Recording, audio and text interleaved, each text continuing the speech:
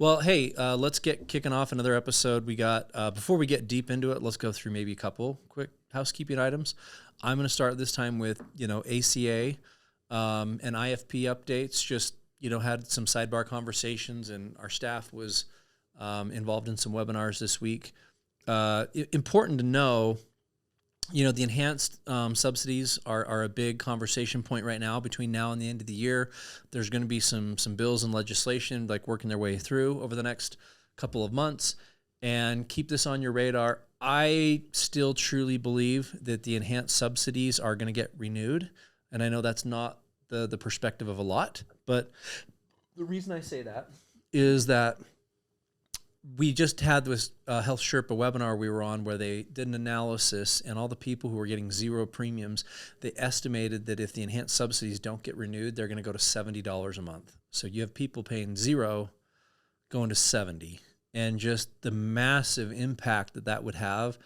They believe that would impact about 2 million people in the marketplace. So, I think I think over 70% of the individuals that were going to be impacted are in swing states where Republicans are trying to continue to, have a majority, and you're going to be entering next year into midterms. So we try to stay out of politics on the podcast, but I think it's important for everybody in the industry to understand that I really do believe that's the reasoning behind the madness, and why I think that they're going to get renewed is the Republicans aren't that stupid. They are stupid in a lot of ways, but they're not that stupid. So I think that they're going to do something to get it done, to get it renewed.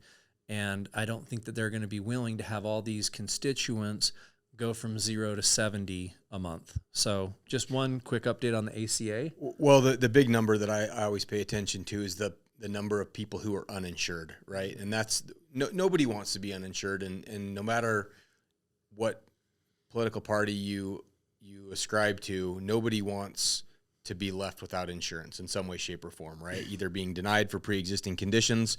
Both Republicans and Democrats both want good health care. I don't care what people says. And, whether the economics change as to how many people we can afford to give free insurance to in some way, shape, or form changes, there has to be some sort of mechanism that meets people and where they get some sort of affordable health care insurance through some memechanism. And I think progress, we talk about like the squiggly line of progress and how it looks very different. I would at least say that while things aren't perfect, if you look back at the conversations years and years, over 10 years ago to the Affordable Care Act, and you were talking about, people with pre-existing health conditions, I think as a people, as a country, as an industry, I think we're over at least the pre-existing health, debate. Like that's been put to bed. And I think no matter what side you're on, like at least we've won, we're over that hump. And now it's just more about like, how are we delivering care and coverage, and by what payment mechanism? And, there's a lot to work out, but I don't think we've made progress on that front. So, again, so that's big ACA news that I thought I would just share. And then the other thing, there is a face-to-face with CMS happening next month in June. We have 2 staffers that did get accepted. I think it's a pretty tight circle. I think they're having about 100 invites. 2 of our team members is what you mean, yeah. Yeah. So I think that's happening like near the end of June. So we'll be in DC along with people like Health Sherpa and a couple other distribution entities in the country, and hopefully we'll be again face to face with CMS, with legislators, with congressmen, and anyways, hopefully we'll be able to make an impact and advocate for the industry, and the consumer. So Perfect. That'd be a good thing as far as the ACA. And I think before we kind of get into what I wanted to talk about today, which is some actual tactical, practical stuff for agents that they can implement into their business, we wanted to talk a little bit about timing this time of the year. Yep. I can't believe we're already here, but we're already into the time of year where if you're looking to move your contracts in some way, shape, or form, we're already starting to hit some of the blackouts. Yep. Specifically United Healthcare. You know what I always think of too with this? If you remember the movie Gone in 60 Seconds? You remember how they have the list of all the cars that they want to steal with like the 25 cars up there that like they have to wipe it off with like the light bulbs? That's kind of like what our agent support unit looks like right now, except for like we have this big running list of like every single different carrier, what the drop dead date line is, like what's the process, What's the form, like with every single carrier, because it just gets to be like this time of year where there's all these moving parts and agents and agencies don't really realize that it's now, or that they're missing deadlines, or that they're hitting this time of the year. Yep. You know what I mean? Yeah, and United, obviously, they're the largest provider in the Medicare space, largest health insurance provider in our industry, and their blackouts basically start on June 1st. So if by the time this airs, it's too late. If you haven't put in your intent to transfer wherever you're going, if you're moving, basically you don't get to move over, or you can't process that intent to transfer until after January 1st. And the reason why that's important is it puts, if you are moving and you want to change uplines for whatever reason, it's really difficult. It puts entities like us in a difficult position because the agent wants to move over and they need help, training, support.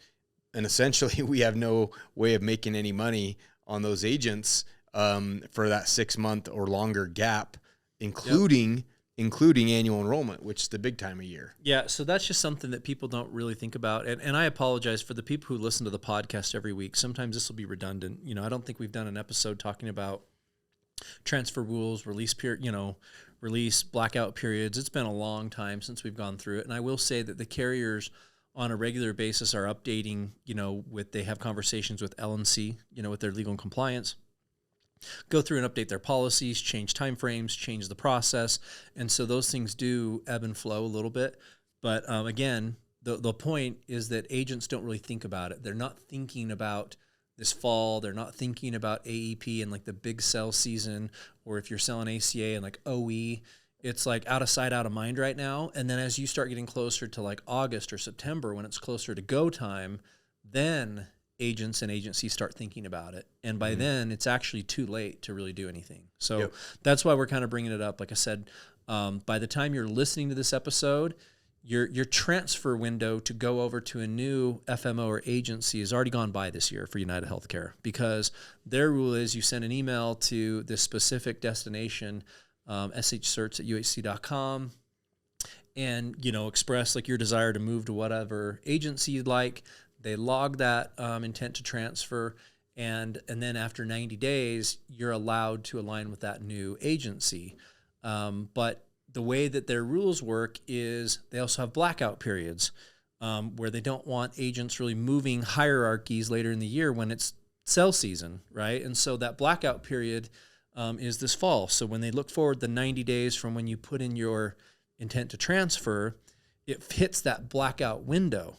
And so they say, we've logged your request, but we're going to move it forward to January 1st, right? Yep. And so basically agents even in June who are saying, hey, I want to leave to a different agency or a different FMO, it ends up not being 90 days. It ends up being 6 months. Or, if you do it in July or August or whatever, they just roll it forward to January 1st. So these are all things that you need to be very mindful of if you're thinking about a change. And the rules are a little bit different in June. You're going to come up with similar things with Humana, with Aetna, with different carriers. And so we're really like in the heat of it. And, in fact, I'll be with the staff today going through every single agent and intent and different carriers to make sure that we don't miss a single, basically agent onboarding packet, and that everything gets completed very accurately. Yep. So. Yeah. And the reason why it's important, if you're an agent or you're an agency owner, let's say you're an agent and you're moving, or you're an agency owner and you bring somebody over, let's say hypothetically to United Healthcare right now after June 1st, they're not really going to transfer over into your hierarchy sometime until January of next year. And then they can process that. Then they still have to get the contracting paperwork activated essentially. And then they start producing policies. You as an FMO or an agency aren't going to start seeing revenue February or March until February or March at the earliest. And so that's why it makes it so hard sometimes to grow in these industries. Like our revenue growth as a business, a lot of times is basically dependent on what we did 9 months ago. Yeah, because we're just starting to realize some of that revenue now. Yeah, it's a year ago, it's 3 quarters ago, it's 2 quarters ago. It's where you are today is what you did a year ago. Exactly. And that's also what we tell agents, like your AEP is reflective of what did you do all year? What did you do in January? Did you freaking golf all summer and take the boat out to the lake all the freaking summer long?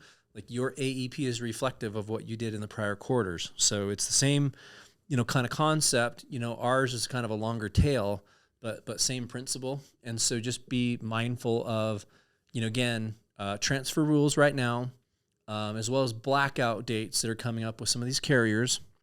And then the other thing too is just dude, I hate talking about certification season, but here already we are. there. AHIP comes out June 23rd, which is less than a month from now. So by the time this airs, it's a few weeks away. So AHIP will be out. It's typically fairly cumbersome, doing AHIP. Hopefully they did more. Unless to you've change done it 14 or 15 times, and then you're like, oh, that question's new. Mrs. Choi is choosing a different PFFS this year. Yeah, they just moved answer C to answer A this year. So hopefully they did more to kind of mix up the information. But that comes out, and then most of those carrier certifications either get launched right near the AHIP, kind of period, or within a couple of weeks. So, and we keep a running total of all those. So if you're one of our agents or partners, reach out to us. We'll have like FAQs, we'll have docs, we'll have guides, everything to kind of help you understand everything from blackout dates to onboard dates, certification. I say this every year. I'm like a broken record, but like, why do you all make me do this where I have to bang the drum and beg and plead for people to just be professionals and get their certifications done? I don't know. It just is it's a thing. I don't know when it will never not be a thing. It's the worst part of being an FMO. I feel begging like people to do their certs. It's the thing that makes me feel like a parent, like with my kids, where I'm like, clean your room, make your bed, like do all these things. And I nag at them and I'm like, did you do your dishes first? You got assigned dishes. Did you do them? Oh, your Wi-Fi's off. Did you take out the trash that I assigned you to do? Nope. Your Wi-Fi's off. You're grounded. And I have to parent my kids this way. It's very annoying. And it's like one of the things that makes me very ornery as a parent. And I live that same life in business every day when I come to work and I'm like, mother effer. I've been after these same agents and agencies to just do their certifications and they won't get them done, but they want marketing strategy. They want this. They want their kiosks in retail stores. They want their community meetings set up. They want whatever it is. And I feel like it's the exact same thing I do with my kids. And I'm like, I'm going to take away your Wi-Fi. So yeah, my mantra that I always use for agents during cert season is you do not exist to your FMO or into the insurance carriers until you have done AHIP and you have completed their certifications for the upcoming plan year. Yep. Until you have done that, you are nothing. It doesn't matter what you've done in the past. It doesn't matter how many years you've waited till later in the year to do your certs. Unless you're certified and ready to sell, you are nothing to them. Yeah, correct. And you need to understand it from their perspective is that there is some very high-level data and analytics that they're looking at. And when they're doing sales forecasting, they just know our sales numbers are this. This is what we need to get to in particular markets or nationwide or whatever else. And there is some averages, some law of averages that they apply to those actuarial numbers and forecasts. And so they're looking at how many ready-to-sell NPNs do we have? Are we going to be able to hit and achieve our goals with this app count per average agent? They do that. So to Mike's point, you're not even a thing unless you get it done. And again, we always talk about it every year. This AEP is going to be very disruptive. Both this open enrollment and this AEP, really, really chaotic and disruptive. Again, we've been saying it all year.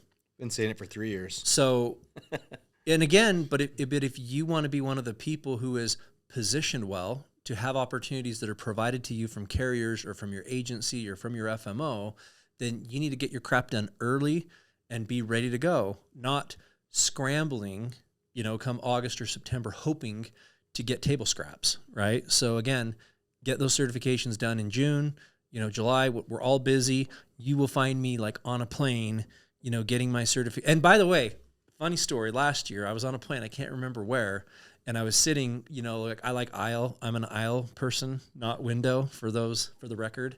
And so anyways, I was looking up like 3 rows and I saw somebody doing like their AHIP on the plane. And I was like, I'm going to go hit that person up. You are in my industry because that is very random. I know. And I was like, I'm going to go hit them up as soon as we land. It was kind of funny. Who was it? I can't even remember. It was a not, it didn't result in a very material conversation. We'll put it that way. Yeah.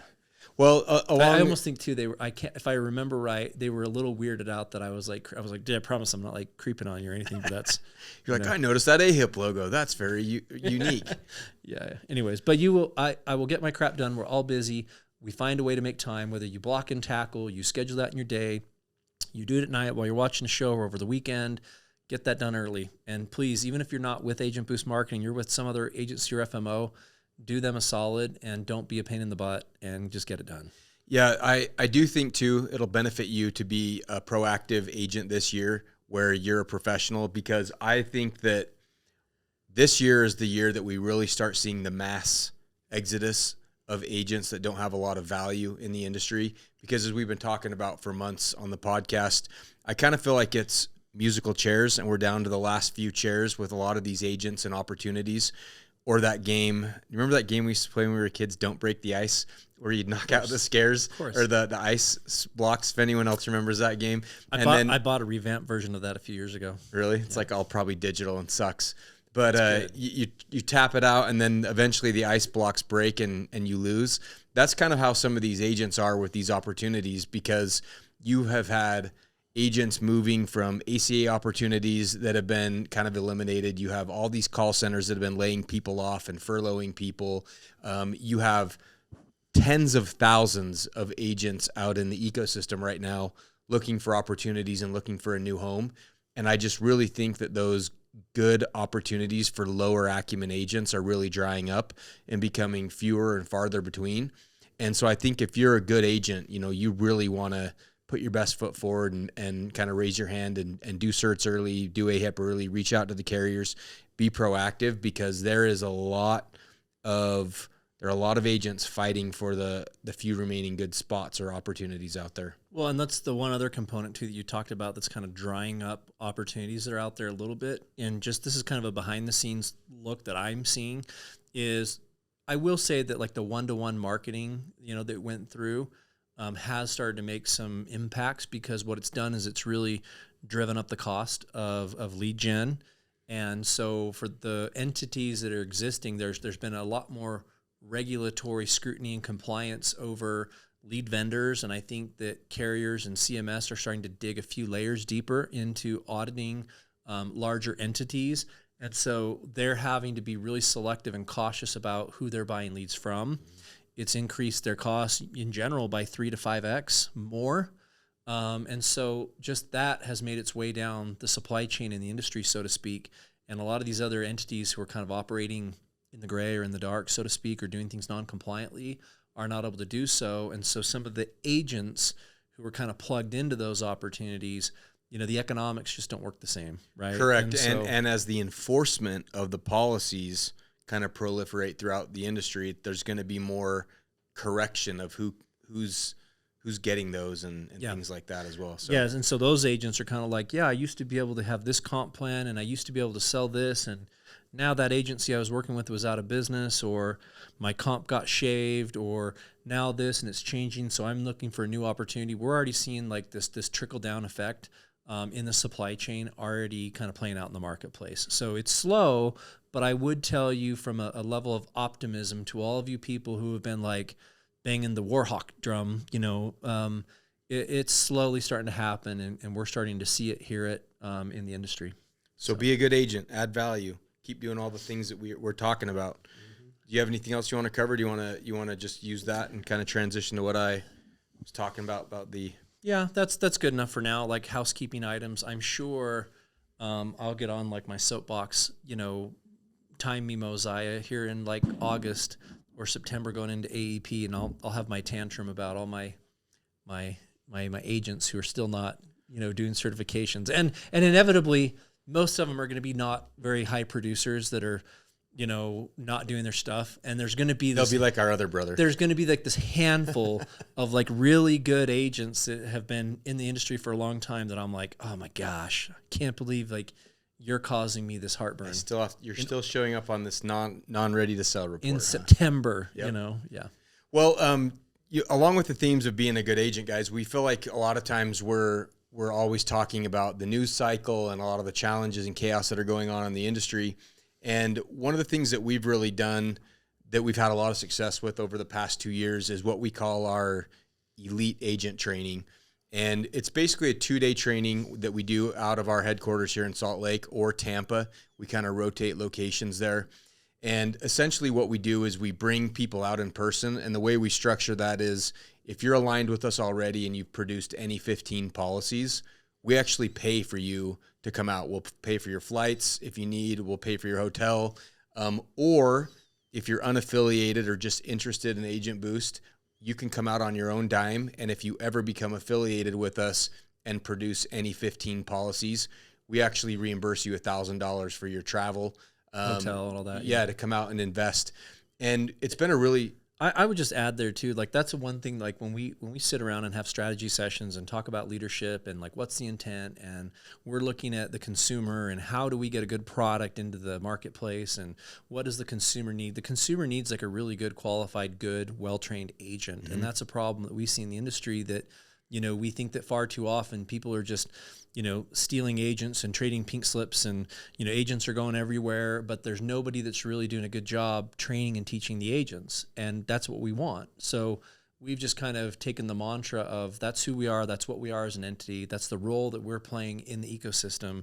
And, you know, like it's kind of the mentality of just, you know, come one, come all. We will train, we will teach. And over time, you know, it's just going to work for us as an organization, you know? And so, that's why we do it, and it's great because I would say we get to meet a lot of agents. We also really, and I'm sure you're going to talk about it more, but we get to really have that human interaction where we get to know our agents and understand them from a personal level, the challenges that they're dealing with, and have a little bit more time to help them from a strategic perspective, you know, to be successful. So. Yeah, and you know, people love coming out to Utah. Actually, I think a lot of agents that we bring out here have never thought to come out here, and they're like, wow, this is actually a pretty place, and it seems like you guys have a good thing going on out here. So that's always fun too. But it sucks. Don't move here. Yeah, all exactly. Right. Just visit.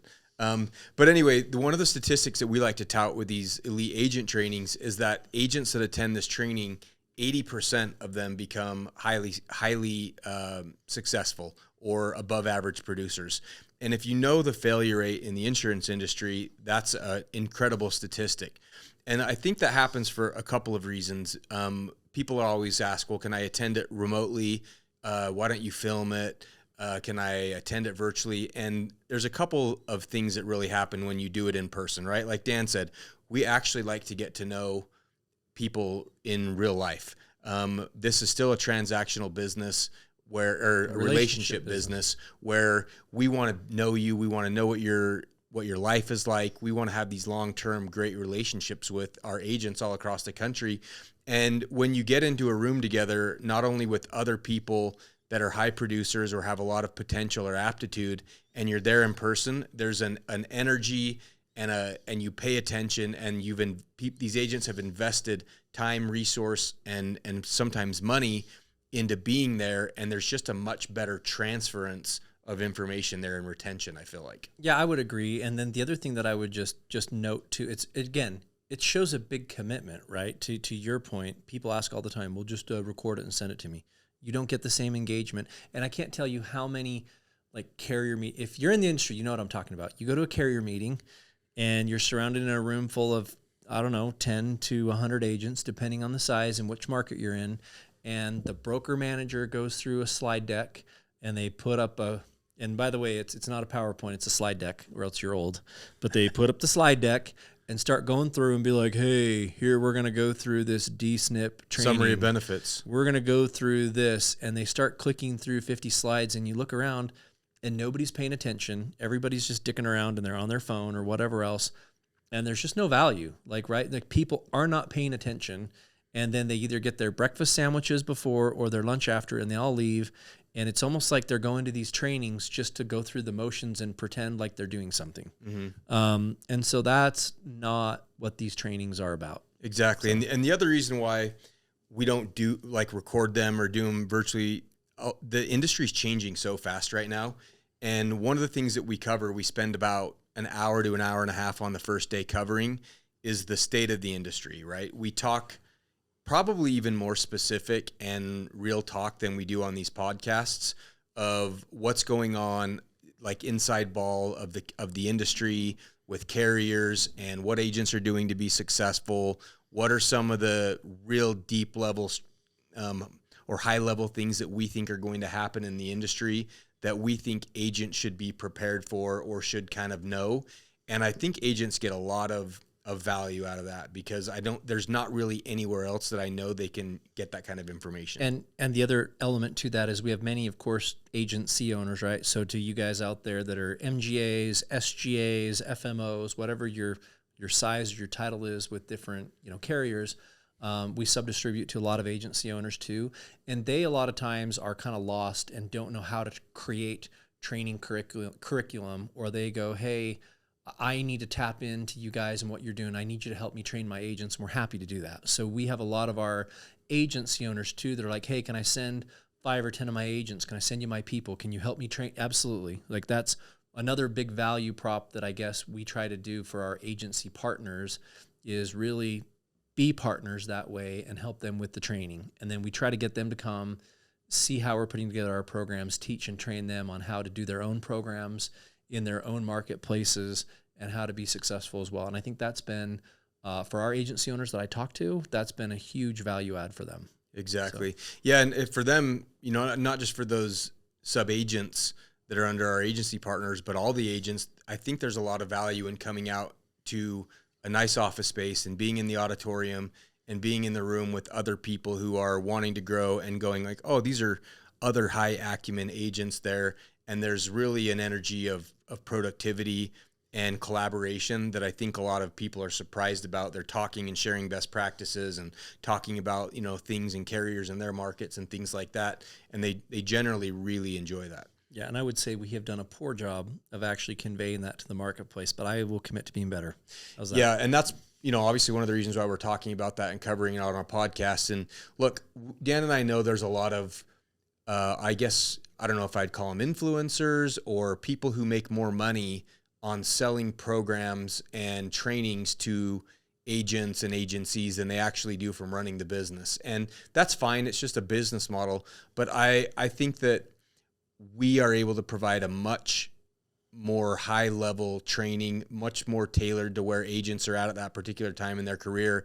And it's much more valuable than a lot of these trainings that people are actually spending money or these small, hotel conventions that people are going to and things like that. And I'm not trying to throw shade at any entities in particular, because I'm probably a bigger fan than anybody of investing into, mentorship and masterminds. And I think there's no shortage of when you're putting yourself and your mind in that growth space that you're just going to be a person who's learning and absorbing always. But I think we do sell ourselves short by the fact that we don't tout it very often. We do a poor job of marketing it. And then we also, the fact that it's free, right? We don't charge. It's a value investment in the agents. Well, it's just like leads, right? I mean, we've seen it a lot. If I give agents free leads, they may call them. They may call through them once. That's it. And they're like, oh, the leads weren't very good. If an agent spent 13 cents on a lead and it's their money, they're going to work the shit out of those leads and call them, tons of times, like to exhaustion until they have an outcome on those leads, right? And so I think that maybe that's part of the issue is that when people spend their own hard dollars, on like a course or traveling somewhere, then they want to be a little more committed. But, my counter has always been, hey, at least from a business perspective, our monetization model is just not that, right? It's just we are at the heart of what we do. We're a distribution partner. We sell insurance, and we make all of our revenue selling insurance. And, if I want to make money off of an agency or an agent, then I better do a good job helping them be successful. And that's how I'll earn, all of our revenue and money, not from other monetization methods, just from like a core fundamental of who and what we are. Yeah, and there's definitely an aspect of the philosophy of if you pay attention, right? And I think a lot of agents, we see this all the time, even with some of our own agents, and they'll pay or invest in some sort of thing, and then they give it a lot more mental engagement because they spent their own hard dollars. Same principle with if they're buying the leads versus getting I know some of the people you're talking about right now, and I'm just like thinking to myself, like, oh, man. Yeah, and you go, you've spent how much money for that? Well, you've never been, you had no interest in coming to our no cost thing that actually had much higher, more applicable information. But that's interesting that you invested in that. I hope it pans out for you, Some was like 10,000, 30,000. Yeah. And you're going, that's very interesting. But that there's a psychology there. Right. And so I think, a couple of the things that have been really big takeaways for me the past 2 times that we've done it, are some of the things that we cover in detail, which I always talk about: know your numbers and know your money. And I'm always shocked, and we'll talk about it a little bit here as a free preview, but I'm amazed at how many agents don't track their book of business, don't really have a very good mechanism for knowing what kind of commissions they could or would or should be getting paid, or frankly, don't even understand how and what they should be getting paid on. Yep. And, it's one of the things that Dan and I harp on all the time is it's really hard to be successful. It's really hard to navigate the nuances and the difficulties financially in this space if you don't even know what you should be getting paid on and you're doing a very bad job of tracking it. And I'll tell you, there's a lot of great agents out there. Some of you are probably listening who are going, yeah, I probably could, or I should do better at that, tracking it. And you just frankly write business and cross your fingers and hope that you get paid on it in some way, shape, or form, some way. And you may have a CRM, but you're probably not committed to it. You may have some sort of loose tracking mechanism, but you're probably not very diligent about it. And I'm always a little bit shocked at the caliber of agents who, when we talk about this at these trainings, go, oh, I'm not doing that at all. Well, and I think the other thing that's the bigger component to it is you should be running a full, like we call it, like a ledger of literally every transaction, and you treat every sales transaction like it's a living, breathing thing, that it is going into your inventory, and it's like a SKU, and you're tracking every policy and expected versus received. And you should be knowing, because I will tell you this, carriers they're not 100% accurate, okay? And I'm being generous in that statement. Some of them are a lot worse than others, too. Yeah, we're waiting for hundreds of thousands of dollars for an oopsie. At any given time, too, we have up to sometimes $1 million in reconciliations from carrier payments. So I'm just telling you, they don't do it right.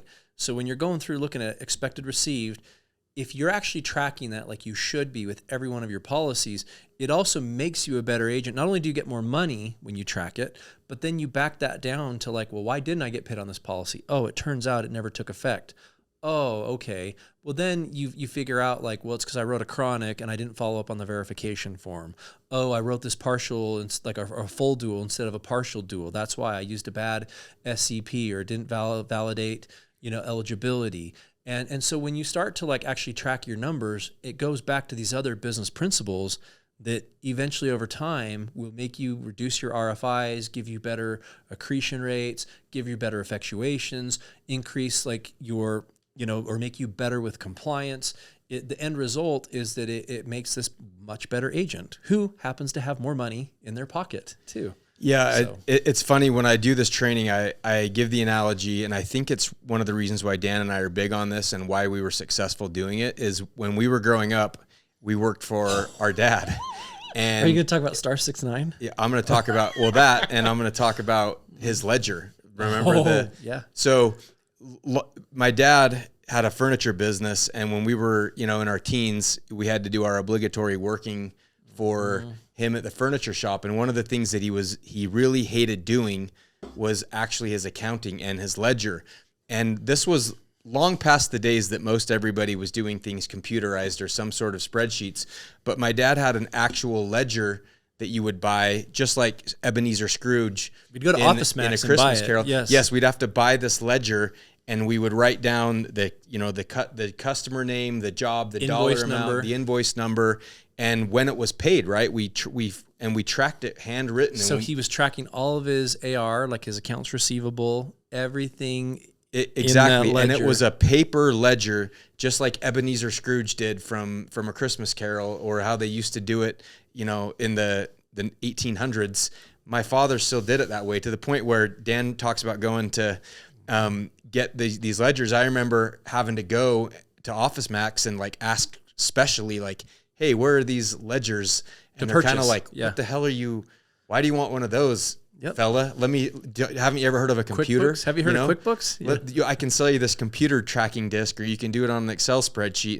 And then he'd have a lot of checks that would come in too that he would just, stick under the pencil drawer. Yeah. Or he would put them in his pouch, the pouch. He would hold on to that for like instead weeks. of just depositing it, it was like his own little saving or reserves before they actually went to the account. Anyway, we learned lots of great things from our father, and some things, that my point is meticulously having to track that with the ledger. And when we would get the checks, one of my favorite things to do was to get these checks in the mail and then go in and actually mark them paid, right? Or you would mark them past due, and you would go collect on the money. And so when I got in the business, and so just so everybody knows, like Mike and I, when we were like 14, 15, 16, because my dad hated to do that, we were literally running a ledger 14, 15, 16 years old, and then having to tell our dad what his accounts receivable was. And then we were having to go do collections and everything when we were like 50, like calling up people, cold calling, pretty much being like, hey, where's this check? Oh, it's in the mail, like, whatever. And like by the time like 2 months have gone by, it's like, no, check's not in the mail. What are you doing?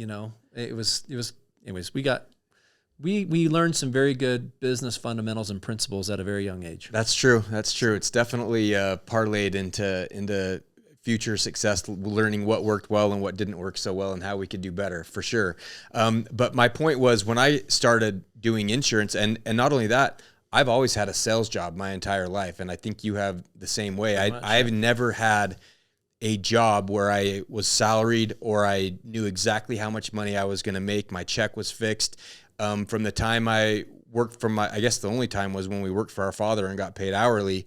But anytime I was some sort of an adult, I always had some sort of sales job where my pay was variable. So I learned from a very, very early age that if I wanted to have any sort of idea or control over my finances, I had to know exactly how I was getting paid, how I could control, the money that I was making, and then really track it and make sure I got paid on that. And so that's a principle that I used even as I started any sort of commission sales. Was I always would mark, this is what I sold, if it was getting installed or if it had to go into effect or whatever, exactly how many dollars I was expecting to get from that particular sale or whatever it was. And then I would mark it off, just like the ledger, old school, when I got paid on that. And I always did that with a spreadsheet, but I will tell you, a lot of agents we've had conversations with over the years that have learned, they're like, did you know, Dan, that you get paid more selling in this state? I'm like, yes, I did. But I'm glad you figured that out.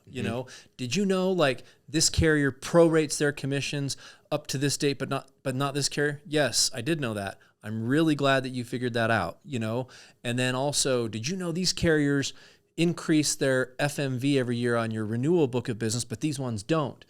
So there's all these little nuances to commissions and the business, and it doesn't sound like a big deal, but when you look at those FMV increases year over year and writing significant business with a carrier, and one increases their their FMV renewal business every single year and one doesn't, and you have 500 policies on renewal with this one carrier and similar amounts of policies with a different carrier who doesn't have that policy, that revenue gap and disparity is large. It's huge. So, I mean, there's all these little things that I think that, to Mike's point, when we do these trainings, we talk to agents and have them really understand the numbers and the business and the commissions, because at first blush, you look at them and you're like, oh yeah, agent commissions, FMV.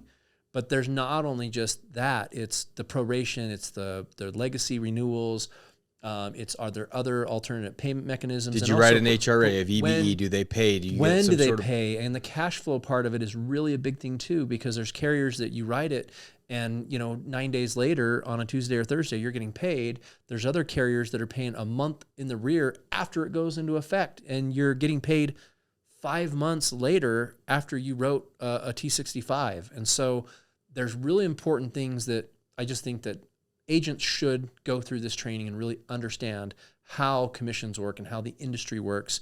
And then I would also say, I think you're going to talk about it a little bit, but just even that, I always looked at the business where that's not my money, right? Like I own the business, but that's not the money that's in the business account isn't mine. It's like when the revenue comes in, the business is a living, breathing thing, and the business needs the money to run.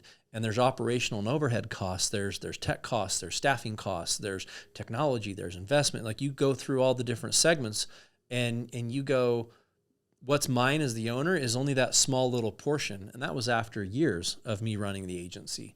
And so it's like we just find too many agents that a dollar goes into the bank account, the dollar gets swept. $10 goes in, $10 goes out. And that's diaper money, that's groceries, that's whatever. And then the individual agent has money, but the business that they're running has no money. Yep. And so those are very important fundamental concepts that we like to cover. And that's what I break it down and talk about, kind of in 3 phases is like Dan's saying, number 1, know your numbers, know your money better than anybody. And I'll talk about that a little bit more in detail. 2, track it, make sure you're paid on it really, really well. And then the third thing is, reinvesting and treating it like a business, no matter whether you're a single agent or you're an agency or agent. And with know your numbers, guys, I'm shocked at how many agents don't understand the commissions in the products that they're selling. They don't understand how FMV works on Medicare, fair market value. I'll ask agents, what is your percentage you're getting paid on this supplement? They have no freaking idea. I'll ask, did they write a PDP with it? Was it a true up? Was it whatever? And I'm always flabbergasted at how many agents have no idea how much money they should be getting in for their particular policies. And so what I coach the agents to do is whenever I processed any piece of business, I put a line item transaction in my ledger of exactly how many dollars I expected to come in from that sale, that policy. And I continue to do this even years into working with Dan as even an LOA agent within our own agency. I tracked every dollar that I was expecting to get from that policy. And was it a new FMV? Was it a prorated commission? What would my residuals be on it once it was on residual? When it would go on my books on residual? Did I write an HRA or a VBE with it? How much I should be getting on that? And then I would track every penny until I got paid on it. Yep. And at any given point in time, you could ask me, how much money do I have coming to me? And I would be able to calculate that up and tell you to the penny exactly how many dollars I thought should be coming to me. And then I would track it every week. I would go through and look at my commissions when I would get paid, and I would physically mark it paid. And if it wasn't the dollar amount that I was expecting, then I knew I had to go do some work, right? Go to the commissions department, go to, the agency I was working with and figure out why there was a discrepancy of what I thought I should be getting paid and what I actually was getting paid. Well, and to dive deeper, I'll give you 2 examples. I don't know how much we want to talk about commissions and comp, but, United Healthcare uses the true accounting method where, if you write, let's say it's a new to Medicare enrollment, they'll give you a weird first transaction with the smaller prorate amount. And then the next month when they validate it, they will reverse that transaction and then pay you the full amount. So you'll see the smaller amount, the clawback, and then the full amount. Whereas Humana will do a first half, second half. And so they'll just give you 2, half and then the other half. And so carriers have a different methodology to how they pay. And to Mike's point, you're always going to be, you should be tracking that and knowing hey, next month I should have in my accounts receivable, I should have this $600, $800, $1,500, or if you're an agency, hey, I've got $152,000 that I am expecting next month, Exactly. And so what I always, the biggest reason why agents fail in insurance is because of the financial economics. They're not able to make it work, right? They get into the business, the cash flow cycles are hard. They want to get residual income, but they're not able to make it work, and they're out of the industry getting a real job or something. And you have to work to make it work. Yeah, well that too. So one of the things I'll ask a new agent, or not even a new agent, but even an existing agent, I'm like, well, how much money do you need to be making every month to either stay in this industry so you're not, bounced out of the industry financially, or to be able to grow your business? And how many dollars is that exactly? And then you need to be able to reverse engineer, for example, this time of year, May, when you're getting prorated commissions, how many dollars do I need to be making to where I can pay my bills so I'm not homeless, and find some path forward. If you're selling ACA and you're not getting paid any advanced commissions, you're only getting paid PMPM the month following the month of enrollment, you need to find it's going to be a really hard, slow grind to be able to make a significant amount of money to where you can be able to pay your bills, right? So what are some of the other things that you can be doing? Are there ancillary products that you can be layering in and be getting paid an advance commission? Are there final expense or life insurance policies that you can be writing that can augment that cash flow so you're not bounced out of the business financially? And so those are some of the things that I'm really shocked that people are, I guess I'm not really shocked about it, but those are two of the most impactful things from these trainings is they just don't understand how they should be getting paid, even experienced agents, and they do a really, really bad job of tracking all the dollars that they should be flowing into their bank account. Yeah, and I would say to kind of add on to that, and I know you have a couple other topics that we go through with the elite agent trainings that you're going to cover, but the other one is going to be just like I think I would say bad expectations or misaligned, expectations with the industry. It's like everything. When you hear about people starting a business, like the business has to come from somewhere. Either, there's investors, they do a round of funding. You hear about like the Jeff Bezos or Elon Musk. Like you hear about people that are founders that are just working just their butts off, that are working crazy hours, that are working 70, 80 hours a week, that are sleeping in a cot in their office or whatever else, doing whatever it takes to get it done. A lot of these founders and like business owners. And, a common thing that I hear from agents a lot is like, yeah, I used to work in this job and I basically quit that to come be self-employed, to be an insurance agent and get in this industry so I can like live this leisure lifestyle and have all this flexibility, be it all my kids' soccer games, be it, my kids' basketball games, take off whenever I want, take all the vacations I want and have this leisure. That's great. That should be the goal to build to. But the problem is that people want to immediately get into the industry and have that be their life. That takes a few years in the industry of really putting in the really freaking hard work and putting in the grind and having the success first and building like a solid recurring revenue foundation to be able to create that kind of a lifestyle for people. And I just think that far too often, that's the one thing that I caution people about and sit there and I'm constantly preaching about, that they need to put in the work first before they're trying to live that lifestyle. Yeah, a couple things there. I've heard entrepreneurs say, I work 60 hours a week so I don't have to work 40 hours a week for somebody else, right? And I think a lot of agents have a bad expectation of they want freedom and flexibility, but that doesn't mean that they don't have to put in hard work and effort. Those two aren't the same thing, right? Of course, you and I never want to miss a child's game. Your wife's made a post about that today. We never want to miss. Yeah, we never want to miss a kid's function. You want to have your priorities, right? Nobody wants to sacrifice real life for their job or their career, but that also doesn't mean that means you just get to work less, right? That's the very, very, very last thing that comes with success, is being able to put in less time and make more money, right? And what we'll see a lot of times with agents is they're like, well, I got into this industry so I could have freedom and flexibility. And it's like, yeah, dude, that doesn't mean you can work 15 hours a week. That's not going to get you to where you need to be. Once you've been in this business for, 15 years, 20 years, and you've built something successful and you want to take your foot off the gas a little bit, of course you can do those things, but you can't substitute those two things, right? Freedom and flexibility are not a substitute for not putting in the work at all. Yep.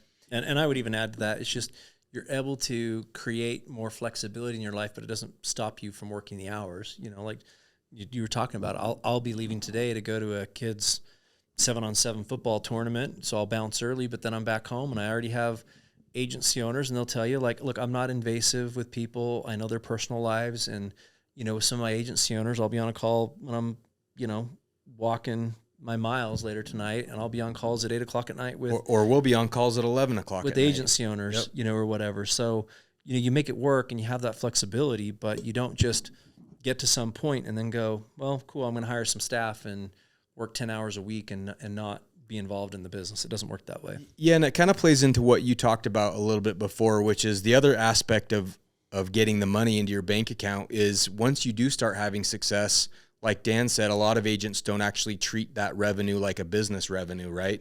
They go, oh, I made X amount of dollars. Well, all those dollars go into my personal spending bank account. And, one of the things I talk a lot about is the reason why Agent Boost has grown and is so successful is Dan was willing to reinvest in the business for longer and more consistently than basically anybody else. And he was willing to go through the delayed gratification of reinvesting that money into the business and hiring other people and growing and scaling to where, that tidal wave of revenue finally built up to where, you were able to grow the business in a very successful way. And that's the one thing that most people, you never talk about that. You never really mention that, but it's really the key to Agent Boost's success that I know. And most people just aren't willing to do that, right? If they want to grow an agency and they've got 5 agents and they start making a little bit of an override, they're not treating that override money like business revenue and reinvesting it into growth. They're just taking that, and now they have a higher house payment, a new car, another vacation. And at some level, this is the other thing that I'll talk about with sub-agency owners in particular, is at some level, you got comfortable and you decided that money was enough. And you decided to stop reinvesting into your business, and that became your own personal revenue. And a lot of times, the level that the agents or agencies start doing that or start taking all that money is much lower than what they initially anticipated, right? And that's why you see a stagnation of their growth as a business. And then it becomes a function of, well, yeah, of course you can't grow because you have no more capital to keep reinvesting in the business. And there are definitely glass ceilings or plateaus that you have to be able to use that capital through to get you through the hard times of the industry. And when we've been talking a lot about, to open agents and agencies that are getting washed out of the business, a lot of them are for that exact way, right? We see agencies that have been built, and we had a conversation with a guy today who was talking about this as well, where agents have built their agency on a house of sand, so to say, right? They didn't reinvest their business. They don't have stable, predictable cash flow. It's been money in, money out. And if something changes, their HEAP model changes, their comp plan changes, the industry gets a little bit hard. Their CPA on the back end deal. Yeah, their CPA gets a little bit too high. All of a sudden, now there's that gap, that disparity of revenue, and they're out of the business because it was built on the sand foundation. What is that? Build on the foundation of sand. Is that it's a scriptural analogy, I think. Yeah. The wise man built his house upon the rock instead of the exactly. sand. Exactly. But, and that's true. And we see people who are tenured, who have been around the industry for a long time, and then like 2 or 3 little market conditions change and they're done. But I would also add to that, and I'll give a shout out. Eric Stella made a good post on LinkedIn about this, and I talk to agents about it too. When you start off in the business, you have 2 really important resources in business, and that is your time and your money. And when you start off in the business, you have usually what we see from agents and small agency owners, they have a whole lot more time than they do money. And then as you progress and you've been in the industry longer, that starts to flip a little bit. And then you start having a lot more money, but you don't have as much time. And so it's like, how do you do that shift and actually start, leveraging that? And instead of not having as much time to go generate and build your business and how do you use your money at that point, whether that is in a model where you're hiring LOA agents, or whether you're hiring staff members to help you continue to recruit other agents, or how are you using that to increase your lead flow, or is your time more restricted, so you're going to spend that capital to take inbound phone calls instead of other, crappier, cheaper leads. But most agents, to your point, they get to that stage of where they're comfortable. They have, a good kind of level where they have some time and they have some money, and at some point they've made the decision to where they're good. They no longer want to risk it, and they don't want to put their capital at risk, and they want to be very protective of that cash. And so they hit that stagnation point where they're not going to continue investing and growing. And to be fair, as long as agents are happy with that, or the agency owners, and they're living, look, I'm a big fan of, you got in this business because you want to have a lifestyle that's conducive to what you want to do, and you want to have the income vehicle to be able to support and provide that. So that's just great. But you can't have both things, right? You can't also want to be growing at the rate that you were growing before if you want to take your foot off the gas, if you don't want to reinvest that money. So if you do, you need to be able to develop that discipline, that financial muscle to be able to reinvest that into your business. Yep. So we've kind of, we didn't even talk about, that was probably 10% of what we cover on a surface level of these elite agent trainings. Yeah, I mean, we talk just some other highlights. I think we talk about just the industry at large. I think we get a little bit more in the weeds into some of the regulatory actions and things that are happening right now. We talk about technology and systems and, obviously leveraging technology and going into that time conversation about it. You need to use technology, AI, different tools like that to leverage and make yourself more effective. So you can therefore sell and make more, just some of the things that we really get into. Yeah, compliance, lead generation, paid leads, grassroots leads, lead generation stuff. We talk about ancillary and ACA, how to augment your business. Cross-selling. We had some stuff. The last session, like for some of the feedback I heard too, is we had two of our really, I would say, high acumen, very successful agents actually come and participate in the training. And they actually, instead of just going through some ancillary products and saying like, here's the benefit structure and here's how these plans work, they actually gave real practicality and here's my pitch and here's what I say to my clients, here's how I position it, here's how I make that transition, and here's how I actually sell a lot of ancillary products. And I think the feedback I heard from our last session is that was one of the more valuable components that the agents really appreciated too. Yep, exactly. We talk about retention. How do you not just write the new business, but how do you keep it, whether you're a field agent or whether you're doing business virtually, and some of the best practices there. So a lot of high level stuff that, we could talk about any of those topics for full episodes, but you really got to be in the room where it happens. I think we'll announce one of these. We decided to shove one in end of June. Because we weren't busy enough. Yeah. But they're high demand, right? And we've got a lot of agents that want it. We'll do that end of June, and then we're doing one in Tampa, coinciding with our 2-year anniversary of that location, and that'll be, I believe that's around August 5th. You can check out our website and register if you're interested in these elite agent trainings. Yeah, and then like perspective, we'll put emphasis into these trainings in June in Salt Lake, and then we'll do that one in August.